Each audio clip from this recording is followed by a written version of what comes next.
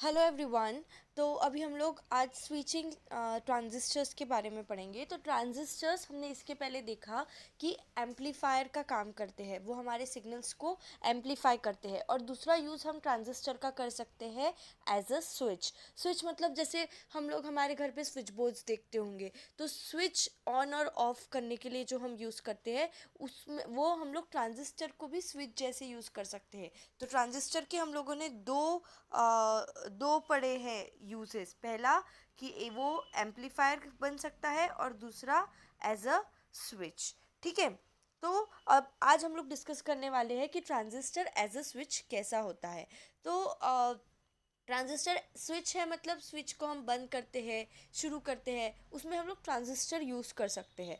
कि यहाँ पे देखो एक डेफिनेशन है, a transistor which is used as a switch is known as switching transistor. जो भी ट्रांजिस्टर हो, अगर हम उसे स्विच जैसे यूज़ कर सकते हैं तो उसे हम लोग बोलेंगे स्विचिंग ट्रांजिस्टर। तो ट्रांजिस्टर स्विच जैसे कैसे एक्ट करता है? सबसे पहले तो ट्रांजिस्टर हम लोगों ने जो पढ़ा वो होते हैं एनपीएन ट्रांजिस्टर और पीएनपी ट्रांजिस्टर। तो हम लोग एक ट्रांजिस्टर यूज़ करेंगे जो कि एनपीएन हो। एनपीएन ट्रांजिस्टर जो होगा, यहाँ पे आप लोग देख रहे होंगे, ये सर्किट डायग्राम है ट्रांजिस्टर एज अ स्विच का। ठीक है, ये वाला ट्रांजिस्टर एज अ स्विच है। तो इसमें जो ये वाला पार्ट है, ये आप लोग देख रहे होंगे। एक सेकेंड में इसे भी सर्कल कर देती हूँ। ये वाला पार्ट, ये आप लोगों को दिख रहा है ट्रांजिस्टर। तो ये क्या है? N P N transistor. ठीक है, बस मैं इसे सर्कल करती हूँ, ये एन पी एन ट्रांजिस्टर को। एक सेकेंड। ठीक है, ये हो गया हमारा एन पी एन ट्रांजिस्टर। अब ये एन पी एन ट्रांजिस्टर में ये वाला साइड जो है, जो नीचे आ रहा है, नीचे एरो है, ये क्या है? कलेक्टर है। ये जो है ये बेस है और ये वाला इमीटर है। ठीक है। अब हम लोगों को क्या करना है? Transistor as a switch, switching action पढ़ना है कि ट्रांजिस्टर में स्विचिंग एक्शन कैसे होंगी, ऑन कब होगा, ऑफ कब होगा, और क्या क्या होता है और कैसे वर्क करता है स्विचिंग एक्शन ट्रांजिस्टर की। ठीक है। तो उसके पहले हम लोग देखेंगे कि हमने यहाँ पे कौन सा ट्रांजिस्टर यूज़ किया है, एन पी एन। हमने अभी तक जितने भी ट्रांजिस्टर्स की वर्किंग पढ़ी है, इमीटर जंक्शन या कॉमन बेस ट्रांजिस्टर, तो इन सब में हम लोगों ने क्या देखा है कि उसकी इनपुट कैरेक्टरिस्टिक्स होती है और आउटपुट कैरेक्टरिस्टिक्स होती है। तो इनपुट कैरेक्टरिस्टिक्स हमने कैसे देखा था?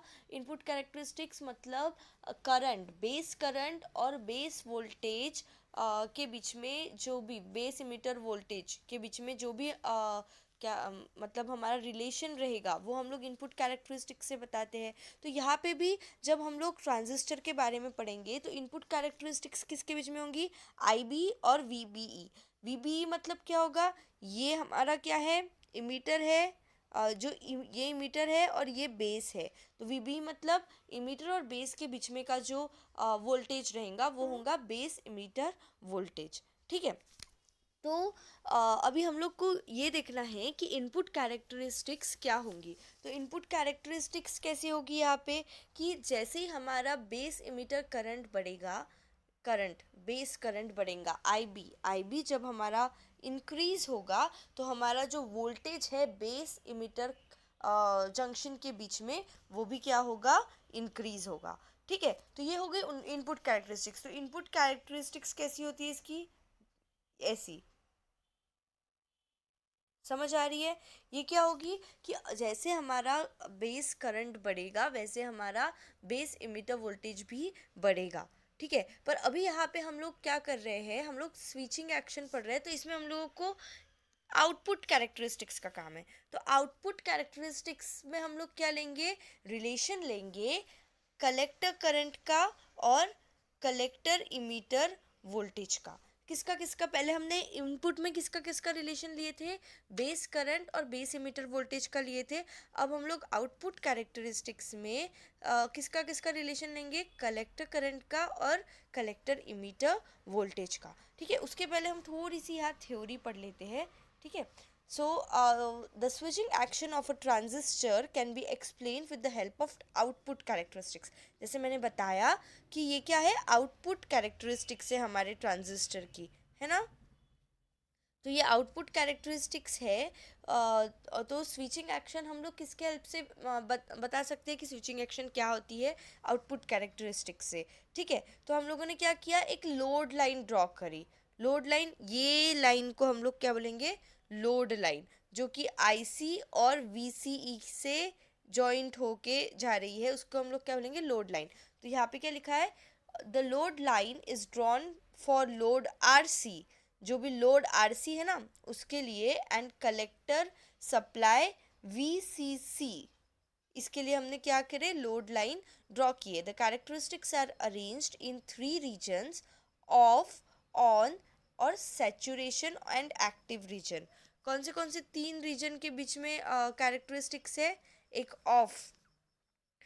अब ये जो लोड लाइन की यहाँ पे जो करंट है, अब यहाँ पे हमारा स्विच जो रहेगा वो ऑफ रहेगा। आप लोग को दिख रहा होगा ये क्या है, कलेक्टर वोल्टेज है, कलेक्टर करंट है, और ये क्या है, कलेक्टर इमीटर वोल्टेज है। तो हम लोगों ने क्या किया, यहाँ पे हमारा, हमने करंट को, कलेक्टर करंट बढ़ाया। कलेक्टर करंट बढ़ाने के बाद भी हमारा वोल्टेज नहीं बढ़ रहा था, फिर भी हमने और कलेक्टर करंट बढ़ाया यहाँ तक। यहाँ तक बढ़ाने के बाद जब वो कितना करंट रहा, आई सी ई ओ मतलब क्या होगा, ICEO है कलेक्टर लीकेज करंट।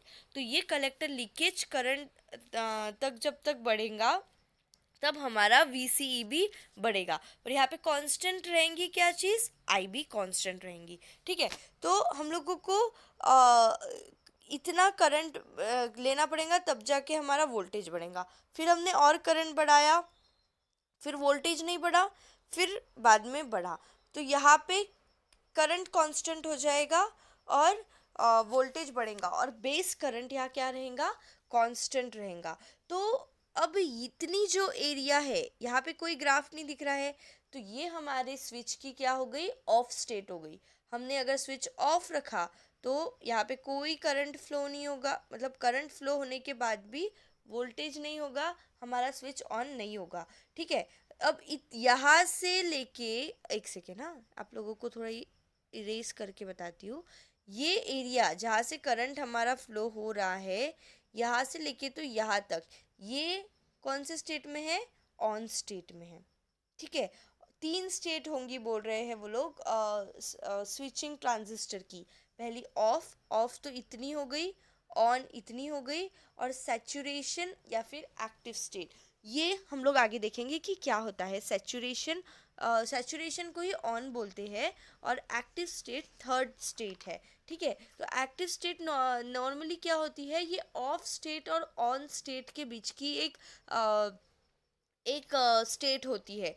तो मतलब इसमें क्या होता है, जैसे ऑफ और ऑन में हमारा जो सर्किट है वो स्टेबल होता है, हमारा ट्रांजिस्टर जो है वो ऑफ स्टेट और ऑन स्टेट में स्टेबल होता है, पर इसमें एक्टिव रीजन जो है, इसमें हमारा जो ट्रांजिस्टर है वो स्टेबल नहीं होता है। ठीक है, अब ये हमने आउटपुट कैरेक्टरिस्टिक्स तो पढ़ ली, अब हम थोड़ा सर्किट डायग्राम की तरफ जाते हैं। तो यहाँ क्या होगा, अभी आप देख रहे हो ये हमारी कीज है, ये अभी आपको ओपन दिख रही है, क्लोज, ये ऑब्वियसली ओपनड है ना। और ओपनड है मतलब अब यहाँ करंट फ्लो नहीं होगा, करंट फ्लो नहीं होगा क्योंकि ओपन है। तो यहाँ पे हमारा ट्रांजिस्टर जो है ये कौन सा स्टेट में है, करंट फ्लो ही नहीं होगा। अब करंट ही फ्लो नहीं होगा तो ट्रांजिस्टर है ऑफ स्टेट में। ठीक है, अब ट्रांजिस्टर ऑफ स्टेट में है तो ऑन स्टेट में कैसे होगा, जब हम इस की को बंद कर देंगे, क्लोज कर देंगे, जो ओपन की है उसको अगर हमने क्लोज कर दिया तो ट्रांजिस्टर कौन से स्टेट में रहेगा, ऑन स्टेट में रहेगा। ठीक है, अभी हम एक एक स्टेट को थोड़ा डिटेल में पढ़ते हैं कि क्या होता है ये ट्रांजिस्टर की तीनों स्टेट्स में। ठीक है, अभी पहले आप लोग को बस बेसिक्स पता होना चाहिए कि ट्रांजिस्टर एज अ स्विच क्या होता है, स्विचिंग एक्शन कैसे होती है, और आउटपुट कैरेक्टरिस्टिक्स, मेन चीज़ क्या है, इसका आउटपुट कैरेक्टरिस्टिक्स का कर्व कैसे फॉर्म हुआ, और आउटपुट कैरेक्टरिस्टिक्स के कर्व के थ्रू हम लोग of state, on state, active region, ये तीनों रीजन हम लोग कैसे फाइंड आउट कर सकते हैं, ये चीज़ पहले आपको पता होनी चाहिए थी, वो मैंने एक्सप्लेन कर दिया है। ठीक है, अब हम लोग देखेंगे ऑफ रीजन क्या होता है। मैंने जैसे बताया इतना रीजन जो है जहाँ से हमारा नहीं हो रहा है वो हो गया ऑफ रीजन। तो हम थोड़ा थियोरिटिकल पार्ट देख लेते हैं इसका। ठीक है, so when the input base voltage is zero, input base voltage अगर हमारा ज़ीरो है, ठीक है, और the negative transistor is set to be in off condition in this, तो इसको हम बोलेंगे ऑफ रीजन। इतना पार्ट हमने पढ़ा, इसको ही हम लोग देख लेते हैं।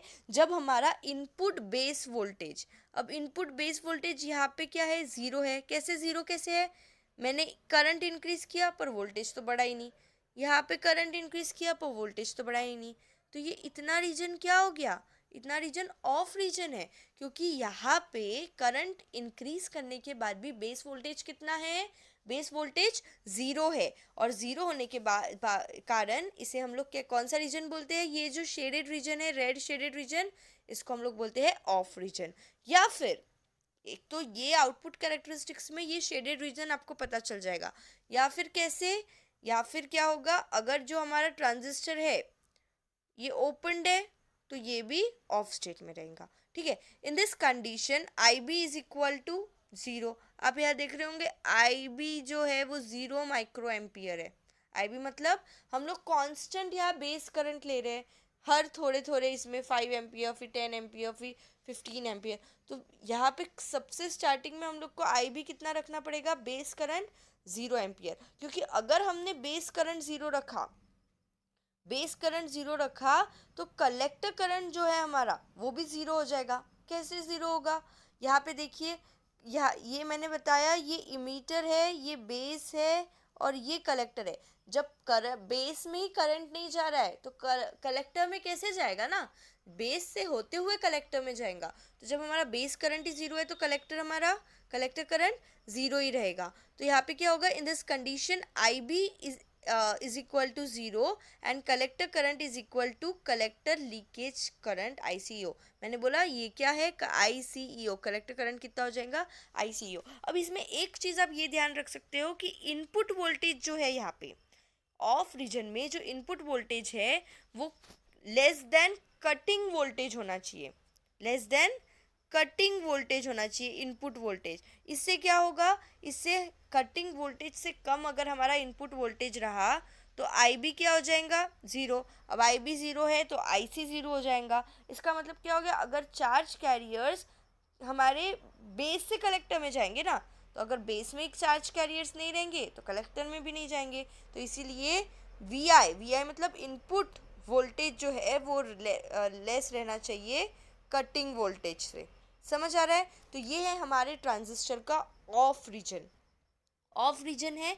अब इसमें एक पावर लॉस भी होता है। पावर लॉस मतलब पावर लॉस कितना होगा, तो वो हम देखते हैं output voltage into output current. क्या कैसा होता है, output voltage into output current. पर ये ऑफ रीजन में आउटपुट वोल्टेज यहाँ पे कितना होगा, VCC, VCC, तो VCC into output current, output current कितना है, लीकेज करंट, तो ICEO। देखिए हम लोग नेक्स्ट स्लाइड में देखते हैं इसको।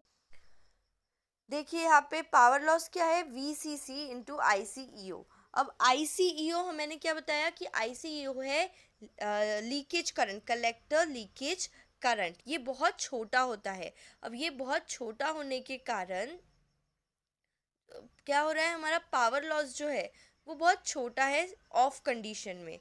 इसीलिए ऑफ कंडीशन में हमारा ट्रांजिस्टर की जो इफ़िशियंसी होती है वो क्या होती है, बहुत हाई होती है। क्यों हाई होगी, क्योंकि हमारा पावर लॉस बहुत कम है। पावर लॉस क्यों कम है, क्योंकि कलेक्टर लीकेज करंट बहुत कम है। देखो कलेक्टर लीकेज करंट जो ICEO है वो बहुत कम होने के कारण हमारा पावर लॉस कम हो रहा ऑफ कंडीशन में।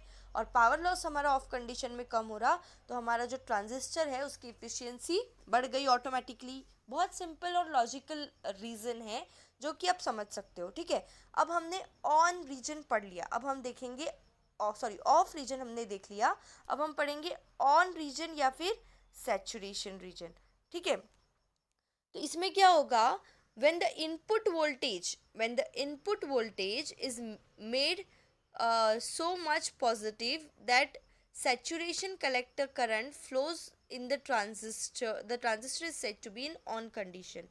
अब इसके पहले हमने इनपुट वोल्टेज को क्या किया, कटिंग वोल्टेज से बहुत कम किया, और उसके कारण हमारा बेस करंट ज़ीरो हो गया और उसके कारण कलेक्टर करंट ज़ीरो हो गया। पर यहाँ पे जब हमारा सर्किट ऑन है सर्किट ऑन होने के बाद हम लोग को यहाँ पे क्या करना पड़ेगा, ऑन कंडीशन में जो इनपुट वोल्टेज है उसको बहुत बढ़ाना पड़ेगा, इनपुट वोल्टेज को बहुत पॉजिटिव मतलब करंट देना पड़ेगा, इनपुट वोल्टेज ग्रेटर होना चाहिए यहाँ पे कटिंग वोल्टेज से, ठीक है। अब इससे क्या होगा, कटिंग वोल्टेज से वो ज़्यादा होने के कारण हमारा बेस करंट बढ़ेगा, बेस करंट बढ़ेगा तो ऑटोमेटिकली कलेक्टर करंट बढ़ेगा, है ना, क्योंकि बेस से ही चार्ज कैरियर्स कलेक्टर में आ रहे हैं, है ना। तो इसमें ये कब होता है, ऑन कंडीशन में होता है, कौन सी कंडीशन में, ऑन कंडीशन में। So in this condition saturation collector current, saturation collector current यहाँ पे कैसे देंगे हम, V C C minus V knee upon R C, ठीक है। तो पावर लॉस यहाँ पे कैसे हो जाएगा, वहाँ पे power V C C into I C E O था, अब यहाँ पे सैचुरेशन करंट है और वी नी है, तो पावर लॉस यहाँ पे क्या हो गया, V knee into I saturation current. यहाँ पे भी ट्रांजिस्टर की जो इफ़िशेंसी है वो हाई ही रहेंगी, क्यों हाई रहेंगी, क्योंकि यहाँ पावर लॉस बहुत कम होगा, क्योंकि इसका जो वोल्टेज नी वोल्टेज है वो कम है, नी वोल्टेज कम होने के कारण पावर लॉस कम होगा, इसलिए ऑन कंडीशन में भी हमारे ट्रांजिस्टर की इफ़िशेंसी कैसी होगी, बहुत ज़्यादा होगी, ठीक है, समझ आ रहा है। अब हम थर्ड रीजन हमारा देखने वाले हैं जो कि है एक्टिव रीजन, ऑफ और ऑन रीजन हमने देख लिया, अब हम एक्टिव रीजन देखेंगे। अब एक्टिव रीजन क्या है, मैंने आपको पहले ही बताया था कि ये ऐसा रीजन है जो कि हमारा जो दो रीजन है, ऑन रीजन और ऑफ रीजन, उसके बीच में लाई करता है। So it is the region that lies between off and on region, on condition. So off and on regions are stable, ये दोनों स्टेबल है, बट जो एक्टिव रीजन है वो क्या है, अनस्टेबल है, ठीक है ना। So this is an unstable region through which the operation of transistor passes while changing from off state to on state, ये हमने पहले ही डिस्कस कर लिया था। तो ये है active region, here the collector current increases from ICEO to IC saturation along path AB as transistor is switched on, ठीक है। तो कंक्लूजन हम लोग एक देख लेते हैं कि एक्टिव रीजन में जो हमारा ट्रांजिस्टर है वो लीनियर एम्पलीफायर जैसे एक्ट करता है, लीनियर एम्पलीफायर जैसे एक्ट करता है, मतलब यहाँ पे इनपुट करंट में अगर मैंने छोटा सा चेंजेस करूँ तो आउटपुट करंट में बहुत ज़्यादा चेंजेस होगा, ठीक है। सो और यहाँ पे ये एक्टिव रीजन में, और सैचुरेशन स्टेट में क्या होगा, वो एक वर्चुअल शॉर्ट जैसे एक्ट करेगा, और सैचुरेशन रीजन और कट ऑफ रीजन में जो हमारा ट्रांजिस्टर है वो स्विच सैचुरेशन स्टेट को करस्पॉन्ड करेगा, ठीक है। तो ये है हमारा ट्रांजिस्टर की एक्शन स्विचिंग में, ठीक है, ट्रांजिस्टर एज अ स्विच कैसे एक्ट करता है ऑफ ऑन और एक्टिव रीजन में। आई होप तुम लोगों को समझ आया होगा। Thank you.